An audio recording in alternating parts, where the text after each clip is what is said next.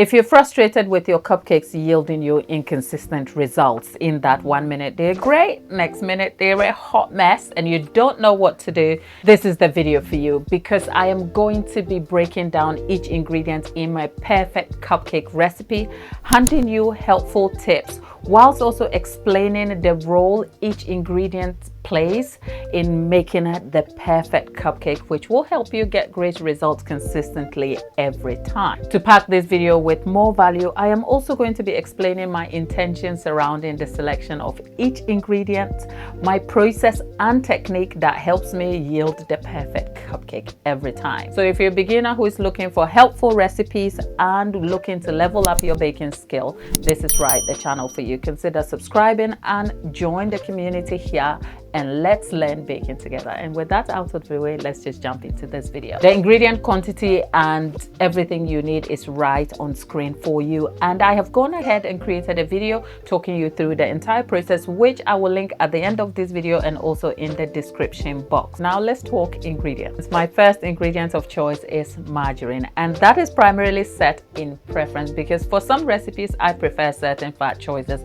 and for this recipe I prefer margarine because margarine is formulated to behave like butter. And even though it is not butter, the good thing I love about my margarine choice in this recipe is that it contributes to a delicate, soft textured cake that doesn't set at room temperature compared to butter. The next ingredient we're going to be talking about is sugar. Sugar sweetens our structure and also helps with the crumb of a cake. And in this recipe, the amount of sugar here is just perfect to help with rise, but I encourage you to stick with caster sugar because of the smaller particles. It helps to stop speckling in your cake or cupcakes and also helps you to get great results. It also, for the amount that is in this recipe, also encourages a stable and steady crumb and color that doesn't brown too much. But of course, when we come to the end of the video, I'll be giving you informed substitutions if you so wish to make changes to this recipe with great results. Now here's a question for you. Do you know how much a UK standard large egg weighs? Leave that in the comment section for me. Eggs in baking adds moisture, brings texture, adds to the yellow color, and also enhances the texture of your cake crumb. The specific thing about the eggs here is that you can see they are deshelled. I take the eggs out of the shell and I weigh them to give you an accurate amount of eggs that are required for this recipe. And the simple reason I do that is because I want a consistent result with the amount of eggs that are used, because no two large eggs are the same. But for consistency as a beginner, which is really important, giving you the exact measurement is great for you to get great results every time with your cupcakes. Let's move on to flour, which is one of the main ingredients that I formulated specifically for this recipe. There's a mixture of self-raising flour and plain flour here, and the decision to do that is because in the UK, self-raising flour comes really formulated with rising agent, but by using that alone in my cupcake recipe during the testing phase, it rises quickly and then it falls apart. Sometimes, depending on the technique and everything else, it does overflow the lip of the liners a bit, which doesn't make for great results. And therefore, because I want to encourage you to get great results, I have done the hard part by making sure that the amount of self-raising flour coupled with plain flour here is just exact to stop over rising and to help yield you great level tops to your cupcakes. One of my favorite ingredients that I enjoy using in my cake recipes is buttermilk. Buttermilk is the short-bought commercially formulated buttermilk, which I have spoken about a lot of the time here, and not the one you make at home. It is formulated to interfere with gluten strands and to ensure that you end up with a tender crumb.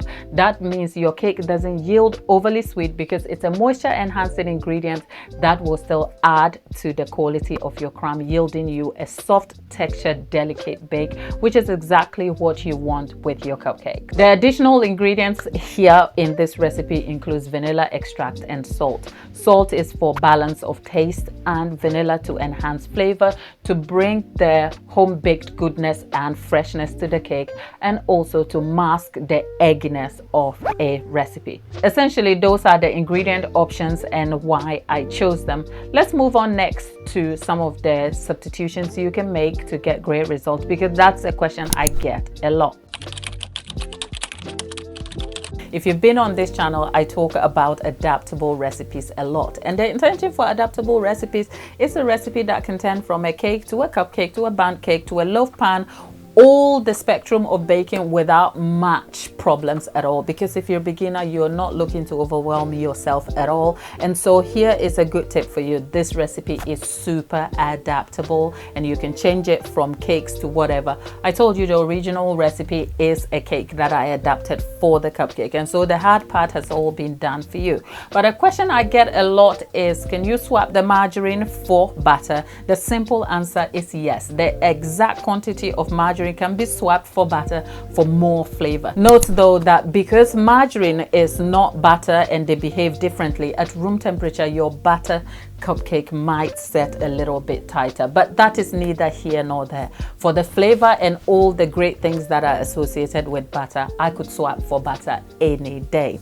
Another thing you can do is that you can have half and half of each. You can have half of margarine to half of butter and it will work the same. If you do go for full-on butter but yet you want your cupcake to be delicate textured, you can mix some parts of the butter with oil. So a simple tip here is 2/3 of the butter with 1/3 of oil. I'll leave more notes in the description box for you. One last thing though, if you go for butter, you want to beat the butter a little longer than the margarine. In this recipe, at room temperature with all things being equal at 19 degrees C, I creamed the margarine and sugar for about 3 minutes exactly. You want to raise that to about 5 minutes, especially if you're using butter, and I'll leave more notes in the description box. What else can you swap in this recipe for great results? If you have no access to buttermilk, you can swap for kefir, which is formulated to behave exactly like buttermilk. If you don't have access to either kefir or buttermilk, you can swap the exact quantity for full fat blue top milk. Mix your milk with a full tablespoonful of vinegar and that should do the trick for you. For the sugar, I encourage you to use caster sugar because of its smaller particles. But if you don't have access to caster sugar, which is also labeled as superfine sugar in certain parts of our world, you can go for granulated sugar. I prefer vanilla extract, but if you have vanilla bean or you have vanilla bean paste, all of those will add extra flavor and intensify the results of your cupcakes for better for you. So you want to ensure that all your ingredients are at room temperature. A good tip is to ensure that if your eggs are cold, you put them in warm water, leave them to set for about 10 minutes before you crack them. If your butter is too solid at room temperature, especially in England where things can get really cold, pop them in the microwave and look for a consistency that is spreadable. Just spreadable enough. Like if you took a slice of bread and you spread your butter on it and the crumb remains the same, intact, then that's the consistency you want. Your buttermilk milk can also be warmed in the microwave. In terms of timing, at room temperature, I encourage you to cream the sugar and butter or margarine to about 3 to 5 minutes. And that is because in the creaming phases, you are forming what you call air pockets that will expand and trap air during the baking phases.